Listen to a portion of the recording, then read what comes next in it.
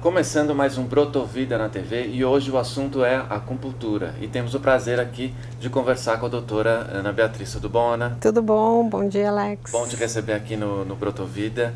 E eu sei que você gosta de abordar a acupuntura aí, começando, né, pra gente compreender um pouquinho, através de contos, né? Exato. Através de contos chineses. Acho que você já tem aí a palavra. A medicina tradicional chinesa, ela é uma medicina milenar e ela sempre teve uma abordagem de contemplação da natureza, né? E através disso eles escreviam contos para tentar dar alguma ideia de mensagem, de aprendizado, de melhora de qualidade de vida. Então eu gosto de, como hoje a gente pretende falar sobre as estações, eu resolvi trazer um conto sobre as estações. Que bom. Então vamos lá. Um camponês tinha 4 filhos. Ele queria que seus filhos aprendessem a não julgar as coisas e as pessoas de modo apressado. E então ele mandou cada um viajar para observar uma pereira, né, uma árvore que dá peras, que estava plantada num local distante do campo deles. O primeiro filho foi lá no inverno, o segundo na primavera, o terceiro no verão e o quarto foi no outono. Quando todos eles retornaram, o pai reuniu e pediu que cada um descrevesse o que tinha visto. O primeiro filho então disse: a árvore era feia, torta e retorcida e seca. O segundo filho disse: não, a árvore era recoberta de botões verdes e cheia de promessas. O terceiro filho discordou, disse que ela estava coberta de flores, que tinham um cheiro tão doce e eram tão bonitas que ele arriscaria dizer que tinha sido a coisa mais bonita que já tinha visto. O último filho também discordou de todos eles e disse que a árvore estava carregada e arqueada, cheia de fruta, vida e promessas. Foi então que o camponês explicou aos seus filhos que todos eles estavam certos, porque eles haviam visto apenas uma estação da vida da árvore. E falou que não se pode julgar uma árvore ou uma pessoa apenas por uma estação em que ela está passando naquele momento. A essência de cada um, a alegria, o amor, aquilo que dá a vida de cada um, pode ser medido e contemplado apenas no final da vida, né? Quando todas essas estações estiverem completas, passarem. Se a gente desiste quando é inverno, a gente perde a promessa da primavera, a beleza do verão, a expectativa do outono. Então a gente não pode permitir que a dor de uma estação destrua a alegria de todas as outras.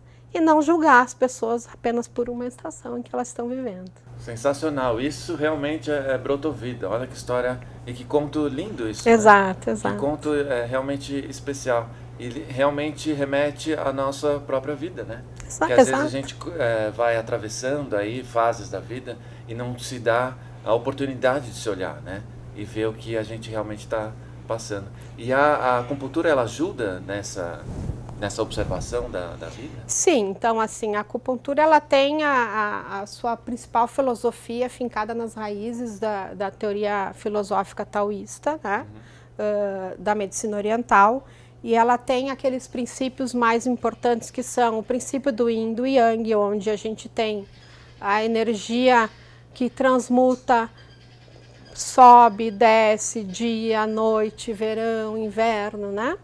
E também a teoria dos 5 elementos ou 5 movimentos, onde a contemplação da natureza pelos chineses mostrou que, além das estações modificam, a gente tem também no ser humano toda essa mudança entre estações com mudanças no nosso corpo, e essa energia que a gente vai modificando e vai, em alguns momentos, desequilibrando, né? Porque tudo na medicina tradicional chinesa trata de equilíbrio, né? A gente vai desequilibrando e acabando tendo algumas doenças, tanto físicas quanto emocionais. E essas alterações podem ser equilibradas através da visão do ser humano como um todo, né? E isso que é um dos seus diferenciais, né? Exato. Que é realmente observar o paciente como esse todo, né? O seu atendimento começa por praticamente uma entrevista, né? Exato, conhecer a pessoa, né? Sim. A gente precisa conhecer. Eu costumo brincar que além de ouvir, por mais que a pessoa venha assim, eu tô com uma dor no ombro, né?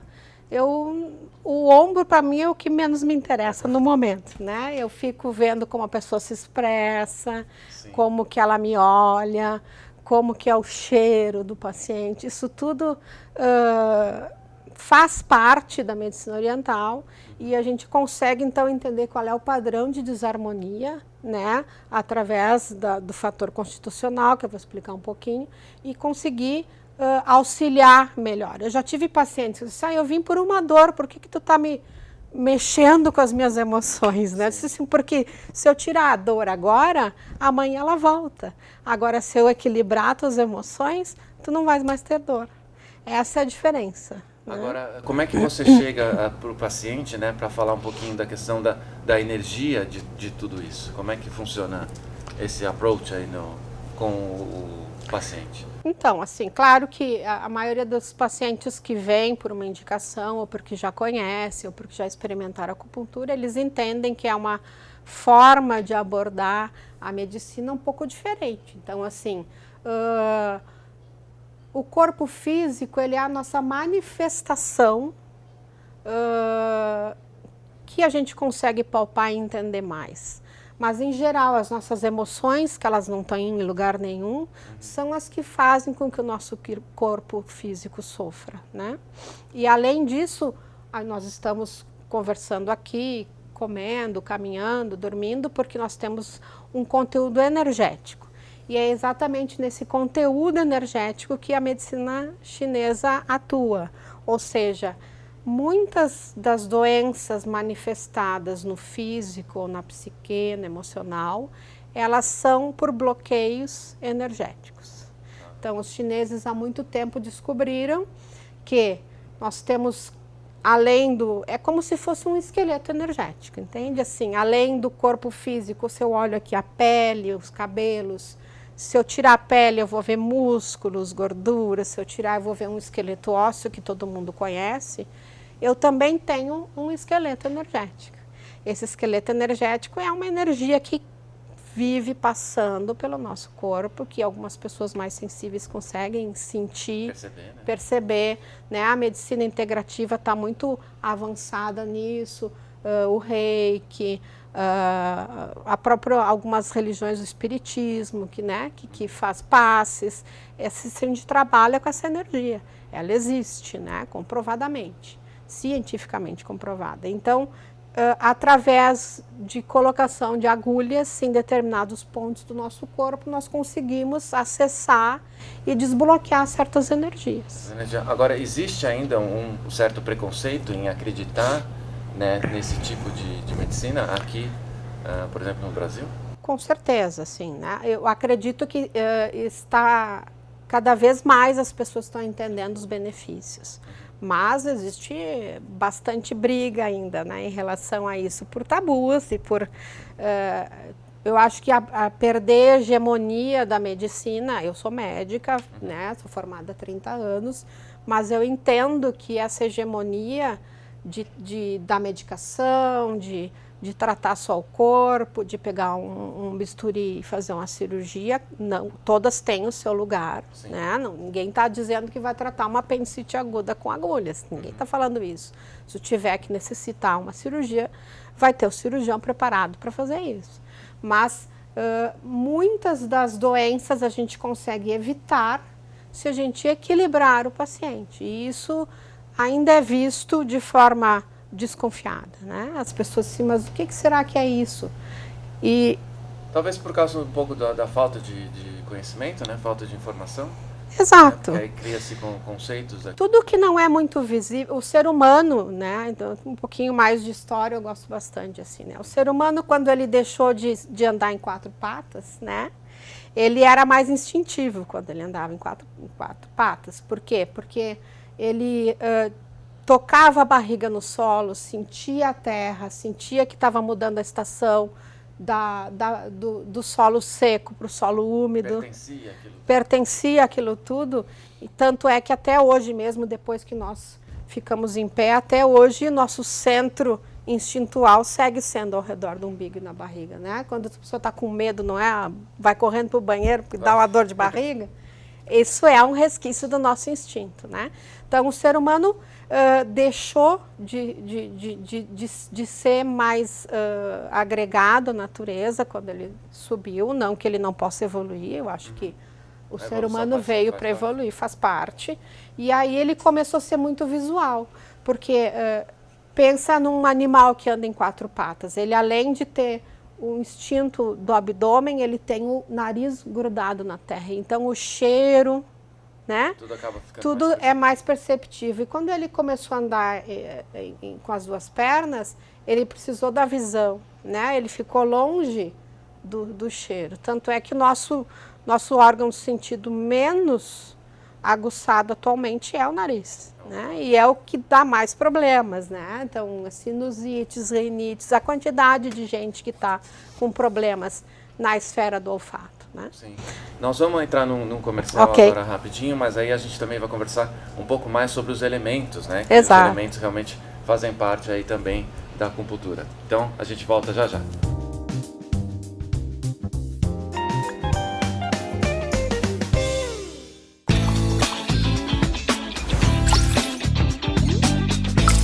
Pix TV, conectada com você.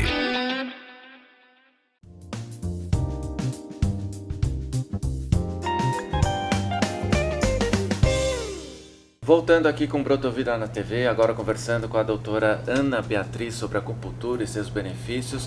A gente terminou o primeiro bloco falando um pouquinho dos elementos, né, da natureza e qual a relação que a gente tem com esses elementos. Exato. Esses elementos estão ligados também com as estações do ano? Exatamente.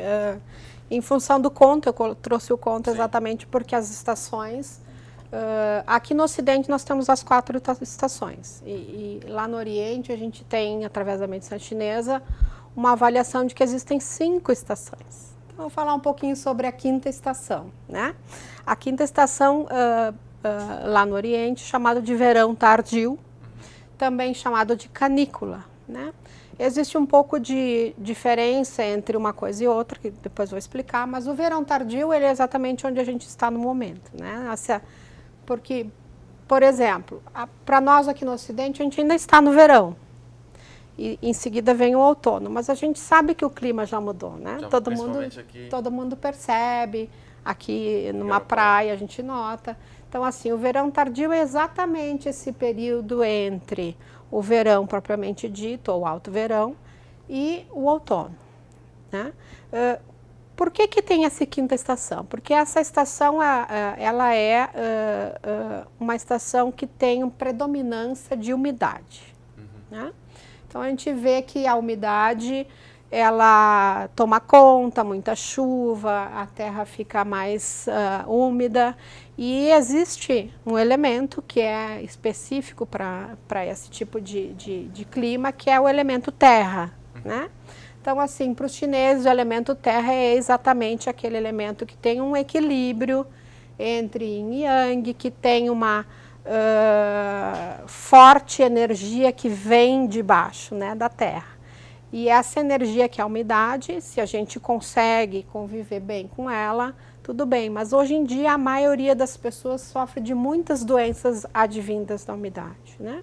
Eu explico para os meus pacientes que agora nesse momento da 5ª estação, que é regida pela umidade, tentem tirar um pouco o pé da terra, né? Porque a umidade entra pelos pés. E se tirar o pé da terra, colocar uma meia, mais, né? Colocar um tênis, porque como nós estamos no verão, né, aqui para o Ocidente, e o verão é uma época de botar o pé na terra, né? Sim. Areia, mar, chinelo de dedo, pé descalço. Nós já estamos com uma mudança de clima e essa tendência à umidade pode fazer com que as pessoas comecem a ficar, por exemplo, com um edema nas pernas, mais preguiça, mais vontade de comer doce, que é do elemento terra, né? E a umidade ela pode acarretar uma série de doenças físicas, por exemplo, catarros na garganta, sinusites, rinites, né? Como eu falei antes, dificuldade mais de locomoção, dor nas pernas de noite, quando vai dormir, isso tudo tem a ver com o elemento terra. Você falou um pouquinho da questão do doce, né? A Exato. alimentação, ela também vai estar ligada com essa parte dos elementos da natureza, né? Você vai também sentir a necessidade, por exemplo, de se alimentar de tal coisa, e isso vai interferir no organismo, na questão de dor, na questão de energeticamente falando? Sim, com certeza. Tudo influencia, né? Então, assim, como eu falei, a gente tem os 5 elementos principais, eu vou repetir, então, assim, fogo, terra, metal, água e madeira, certo? Nós estamos entrando na estação do elemento terra. O que significa, então? Que eu tenho uma cor predominante, um cheiro predominante, um sabor de alimento predominante, um clima predominante.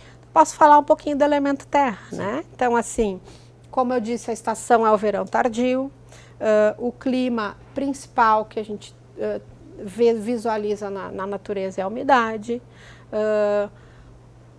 a cor predominante é o amarelo laranja, né? Inclusive no carnaval agora, né? Pois é, estão dizendo que é o laranja que vai... E o mais interessante, sabe o que é? Que o ano novo chinês é um pouco diferente do nosso também. Que foi agora. Né? Que foi agora, dia 5 de fevereiro. E o ano novo chinês agora é do elemento terra, né? É o porco, ou eles chamam de javali. Tá. Certo? Então, assim, o zodíaco chinês tem 12 elementos também, são todos bichos, e o último do zodíaco, está fechando um ciclo bem grande, é o porco, né? Então, além de estar entrando no ano novo chinês, que tem a ver com o elemento terra, a gente agora está entrando na estação do elemento terra, que é o verão tardio, e isso influencia bastante, né? Tanto para o equilíbrio quanto para o desequilíbrio. Então, nós temos que tomar cuidado com certos alimentos.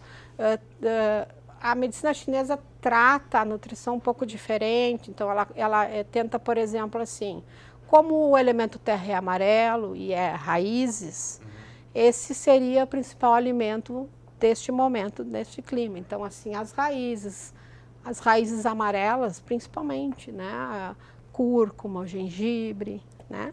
Isso é para que a pessoa, em busca tonifique o elemento, esse seu elemento, né? Consiga passar por essa estação sem ter nenhum desequilíbrio de saúde. Sim. Né? É muito bom, né, perceber essa questão da natureza, do clima, para encontrar o equilíbrio. E nessa percepção que você tem aí do seu cliente, como é que você orienta, né, para que ele consiga seguir aí percebendo as estações e energeticamente encontrando equilíbrio?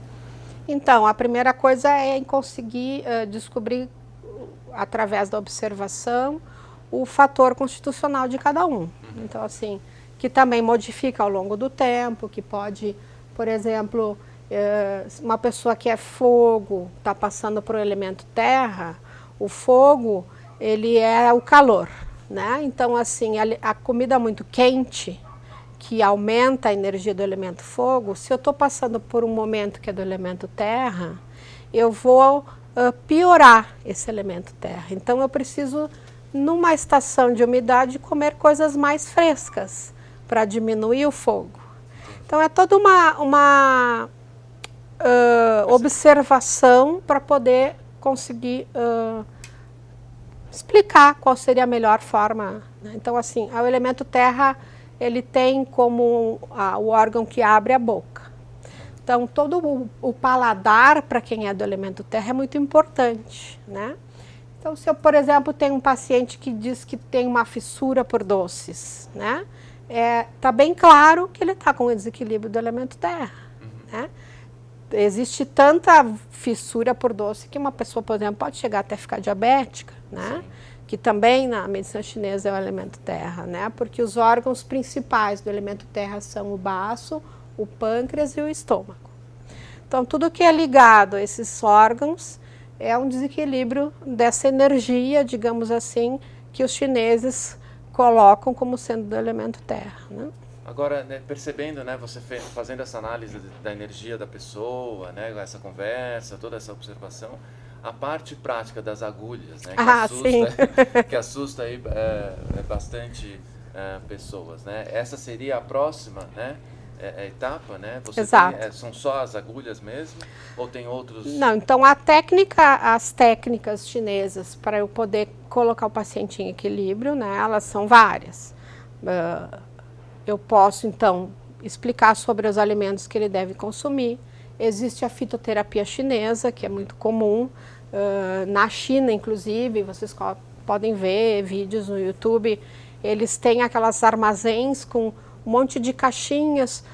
Vai lá com a prescrição do médico e sai com um monte de ervas para fazer seu próprio chá, né? Isso. A acupuntura é uma forma de acessar a energia que eu falei na anterior, que é como se fosse um esqueleto energético, onde eu consigo desbloquear pontos através da introdução de uma agulha, onde eu tenho uma diferença de potencial elétrico. É bem simples assim, né? Potencial elétrico, positivo, negativo, e a gente consegue fazer esse desbloqueio energético. Doutora, quero te agradecer imensamente pelo conteúdo aqui que você apresentou hoje no Brotovida na TV. No próximo bloco a gente vai conversar com a nutricionista Gabriela Zanoni e o assunto é jejum.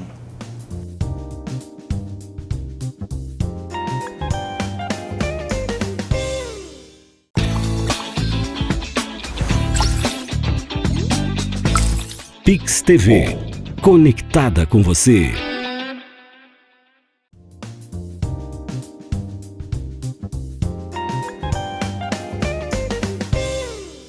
Voltando aqui com o Brotovida na TV pela Pix TV, e agora o assunto é nutrição com a nossa amiga e parceira Gabriela Zanoni. Tudo bom, Gabriela? Tudo ótimo. Obrigado por estar aqui mais uma vez.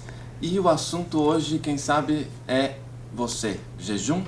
Ele é realmente uma forma aí de buscar uma nova dieta, de buscar o emagrecimento. Eu queria entender um pouquinho do jejum. Ótimo, vamos falar sobre esse assunto que está bem em alta, né? A mídia está falando muito, as redes sociais, e as pessoas têm muita dúvida com relação a isso. Então, na verdade, assim, o jejum é uma prática que é natural, todos nós fizemos jejum. Então, durante a noite, né, durante o nosso sono, existe o jejum natural, que ele nos mantém a fisiologia funcionando durante o período da noite. E quando a gente acorda pela manhã, a nossa primeira refeição, a gente vai fazer o desjejum, por isso que ela se chama desjejum. Então, porque a gente passou por um período de jejum. Então, existe o jejum que é natural, que é fisiológico, que qualquer pessoa, toda pessoa faz, e existe os protocolos de jejum, né? O jejum é conhecido como jejum intermitente.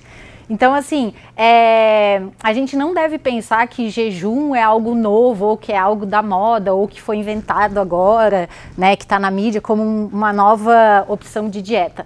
Na verdade, o jejum já vem sendo praticado há milhões de anos, né? Inclusive, religiões usam a prática do jejum como uma forma de se desprender do físico e se apegar às coisas mais sutis. A pessoa ela tem uma sensação de ficar com um mental mais aguçado, ela fica mais concentrada. Então existem alguns efeitos do jejum mais prolongado que é utilizado por várias religiões. Só que agora ele vem sendo usado, vem estudado mais cientificamente, né? No meio científico vem sendo feito estudos como usando o jejum em algumas alterações metabólicas. Agora, é saudável uma pessoa simplesmente escolher vou fazer jejum essa semana para poder emagrecer, para poder entrar naquele vestido, para poder, enfim, é saudável a pessoa realmente escolher esse procedimento de fazer jejum, por exemplo? Ótimo, Alex. Muito bom esse teu questionamento, porque assim, não é orientado e nem recomendado que ninguém faça um protocolo de jejum sem orientação médica ou de nutricionista. Então, os jejum programados, que são aqueles que existem protocolos, onde a pessoa vai ficar ou 14, ou 16, ou 24, ou 48 horas, que são os protocolos que são mais usados. Então, existem protocolos mais curtos e protocolos mais longos. Esse não é recomendado que a pessoa faça sem nenhuma orientação, até porque é muito interessante que a pessoa, antes de iniciar protocolos de jejum, faça uma avaliação bioquímica. Então, existem alguns exames que é bem interessante da gente avaliar antes dela iniciar o protocolo, até porque o protocolo de jejum que ela vai usar vai ser baseado nos objetivos dela. Então, se ela tem o objetivo de emagrecimento, vai ser um tipo de protocolo, que é redução de gordura corporal. Se o objetivo dela é equilibrar, reduzir a hiperglicemia ou a hiperinsulinemia, que é muito indicado para essas alterações metabólicas, pode ser usado outro tipo de jejum, Então, esse tipo de jejum não é orientado que a pessoa faça sozinha. Agora, o jejum natural, que é o jejum fisiológico, esse todos nós fizemos já naturalmente, e o que eu vejo muito é que as pessoas, elas têm medo de ficar em jejum, elas têm medo de ficar com fome, elas têm medo de ficar algumas horas sem comer. Então, elas já se alimentam, se elas têm algum compromisso ou se elas vão praticar uma atividade física, elas culturalmente isso está muito inserido nas pessoas. Eu vou comer porque eu posso passar mal, eu vou comer porque pode ser que eu não consiga comer depois. Então, isso vai fazendo com que a pessoa ela perca a sua percepção fisiológica. É a mesma coisa ela se programar para fazer xixi. Não existe, Então, a hora que ela sentir uma necessidade fisiológica, ela vai lá e vai no banheiro e vai fazer. E a fome é a mesma coisa. A gente vai se alimentar na hora que a fome chegar e não conforme o horário no relógio. Então, esse jejum que é natural, que é eu me alimentar baseado na minha fome, isso qualquer pessoa deveria fazer. Isso é o certo, inclusive em qualquer idade pode ser feito. A não ser que a pessoa tenha alguma doença que ela esteja com baixo peso ou que ela tenha o objetivo de ganho de massa muscular. Então, tem algumas doenças que a pessoa fica mais inapetente, e que está perdendo muita massa muscular. Mas fora isso, se é uma pessoa que é saudável, tem o intuito de emagrecer ou de ter uma rotina saudável, ela pode respeitar sim, comer conforme a sua fome. E aí esse jejum natural, ela pode ficar ali de 8, 10, 12, 14 horas naturalmente, sem necessariamente ficar contando as horas. Você falou um pouquinho da questão do café da manhã, Eu sei que tem muita gente que pula o café da manhã. Já ouvi também dizer que o café da manhã é a refeição mais importante do dia, mas eu sei que existem muitos profissionais que não vão só se alimentar lá na hora do almoço, eu às vezes sou um deles, por conta da correria do dia a dia. Como é que a pessoa se adapta aí? Ou ela tem realmente que prestar atenção nesse de jejum da manhã toda? O que você orientaria para cada... Individualidade. Cada indivíduo vai funcionar de uma forma, inclusive tem pacientes que falam assim, eu nunca funcionei numa dieta porque sempre me obrigaram a fazer de jejum e eu nunca me senti bem fazendo de jejum. E tem pessoas que falam, nossa, eu não consigo não comer antes de sair de casa. Então, assim, é muito individual, é percepção. E, claro, existem padrões que muitas vezes a gente está inserido naquele padrão por conta da nossa rotina ao longo da vida, da forma como aqueles hábitos foi passado pela família e que muitas vezes a gente vê que consegue ficar algum período em jejum ou não fazer o café da manhã. Então, pessoas que às vezes falam, eu não consigo não sair de casa sem comer. E à medida que ela vai observando realmente a fome, se realmente ela acorda com fome ou se realmente ela está com aquela fome proporcional ao que ela comia, muitas vezes ela começa a perceber que ela não precisava de tanta comida, ela poderia comer um pouco menos do que ela estava comendo geralmente. Mas como foi inserido culturalmente que o café da manhã é essencial, tem que fazer o café da manhã, ela acabava fazendo sem pensar, simplesmente comia. Então, é individualidade, é respeitar. Cada um é um indivíduo, Cada Isso, ser é um ser. Perceber a sua necessidade naquele dia, inclusive assim, vai ter dias que o indivíduo vai acordar com mais fome, vai ter dias que ele vai acordar sem fome, então vai depender a hora que ele foi dormir, vai depender a hora da última refeição que ele fez no dia anterior. Então, são vários fatores, vai depender de nível de estresse, nível emocional, da hora que ele acordou, se ele fez atividade física, então é muito individual. Então, o que eu aconselho para os meus pacientes é isso, tu vai respeitar a tua fome e tu vai comer, o sinal mais nítido da fome é a barriga roncar, né? Tanto é que quando a gente pergunta qual foi a última vez que a tua barriga roncou, as pessoas falam, nossa, eu nem me lembro a última vez que a minha barriga roncou, porque eu não deixo a minha barriga roncar, eu como antes da barriga roncar.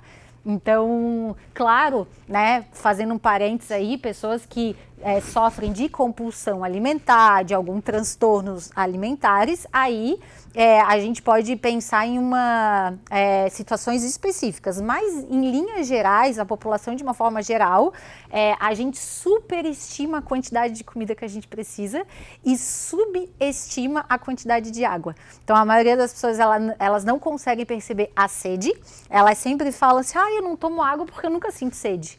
Na verdade, elas não conseguem perceber o sinal da sede. Então, isso, que é o primeiro sinal de boca seca. Isso o corpo já está sinalizando que está com sede. No próximo bloco eu quero saber um pouquinho mais sobre o jejum e sobre a desintoxicação, né?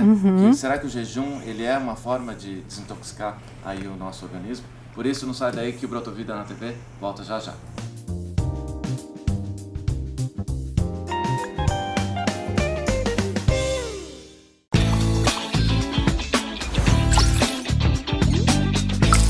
Pix TV, conectada com você.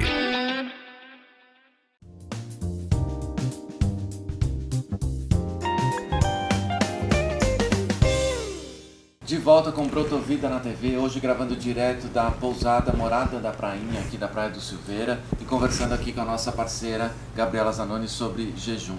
Existem alguns mitos aí com relação ao jejum, né? Eu tenho, por exemplo, uma falta de energia que vai me fazer parar de pensar, por exemplo? Sim, existem alguns mitos e isso faz com que as pessoas tenham medo, às vezes, de praticar o jejum.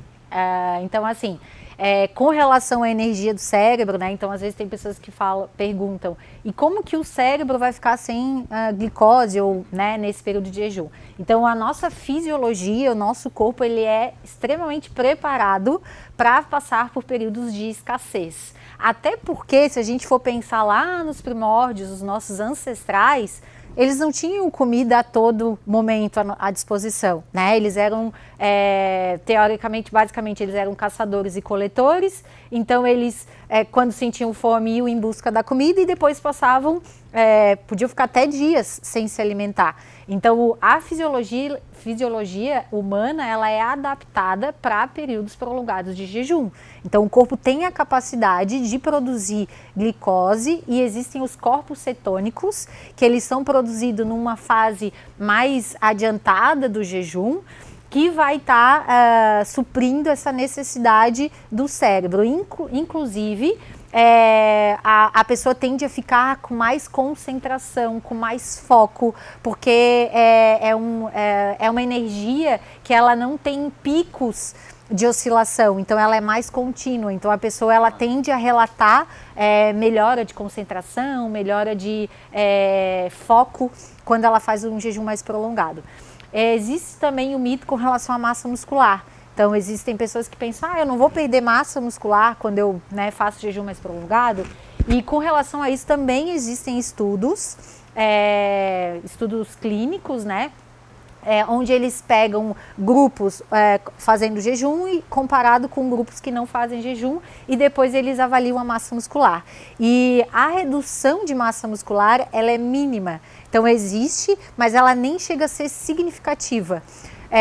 Por quê? Porque após um período mais prolongado de jejum, o nosso corpo é muito inteligente. Então ele começa a utilizar as reservas de gorduras como fonte de energia e ocorre o aumento do GH. O GH é um hormônio, o hormônio do crescimento, onde ele vai fazer essa manutenção da massa muscular. Então, o corpo é tão inteligente que quando ele vê, porque, antigamente, se a gente for pensar hoje, a gente pode fazer o jejum programado com a intenção de emagrecer, mas Lá eles faziam porque eles eram obrigados a fazer, porque não tinha com que se alimentar. Então o corpo ele criou mecanismo de proteção. Então quando ele vê que o corpo ele está passando de algumas horas de jejum, geralmente após as 48 horas de jejum, esse GH começa a aumentar e o GH faz a proteção da massa muscular, otimizando a redução de gordura. Agora, para quem seria recomendável fazer o jejum, né? Será que para criança e para gestante, por exemplo, é algo que se recomenda fazer?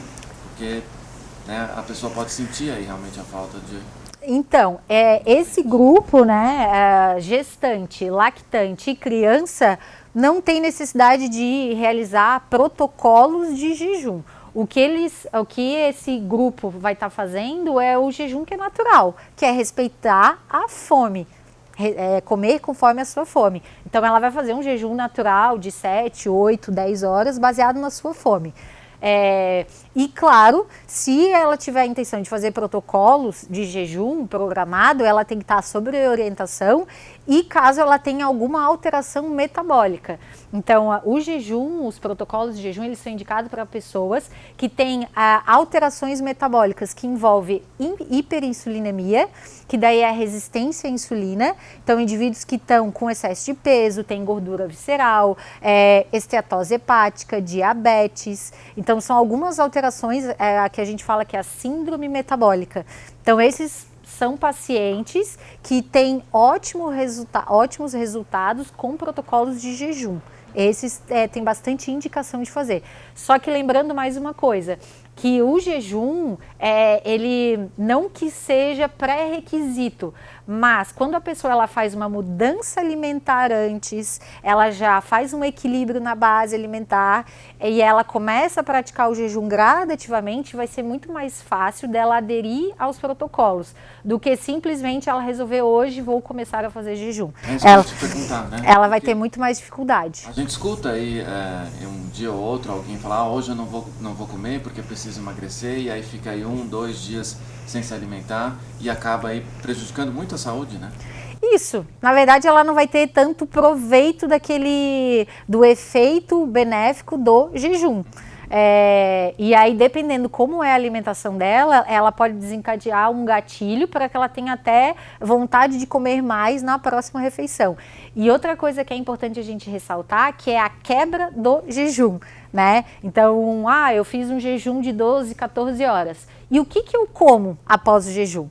Você vai comer comida o mais natural possível, vegetais, legumes, frutas, proteínas, oleaginosas, sementes, gorduras boas. Então a ideia não é que você vai ficar horas, né, vai fazer um jejum e após esse período pode comer à vontade qualquer tipo de alimento. Não. Então para que o seu corpo otimize esses resultados, você precisa nutrir as suas células. Então é necessário fornecer os micronutrientes, vitaminas, minerais, fitoquímicos, antioxidantes, para que ele consiga fazer todo o reparo necessário e otimizar a fisiologia do corpo. Para quem quer realmente começar uma nova alimentação alimentar, é bem interessante, né? É bem interessante, é interessante associar. Então, quando o indivíduo ele começa a fazer mudanças alimentares, naturalmente ele começa a perceber que, principalmente indivíduos que buscam o emagrecimento ou tratamento dessas doenças metabólicas, como diabetes, sobrepeso, então ele começa a perceber que ele consegue ficar períodos maiores entre uma refeição e outra. Então ele começa a dar um intervalo maior, ele começa a perceber que ele não tem necessidade de comer de 3 horas, que isso era um padrão que ele seguia inconscientemente, ele ia repetindo e que acabava que consumia além do que ele precisava. E aí, naturalmente, ele vai aumentando esses períodos de jejum. Então, tem paciente que às vezes começa uma mudança alimentar fazendo 5, 6 refeições e no final está fazendo 2, 3 refeições. Mas é algo que ele, gradativamente, ele vai estendendo entre uma refeição e outra, ele vai aumentando esse espaço de tempo. E aí, o jejum, em determinado momento, ele pode ser uma estratégia que ele pode vir fazer parte dessa estratégia alimentar. O jejum também vira aí uma porta para programas de desintoxicação, por exemplo? Sim, sim. Inclusive o jejum noturno, né, ele tem esse intuito, né, é um momento onde o corpo faz todo o processo de desintoxicação.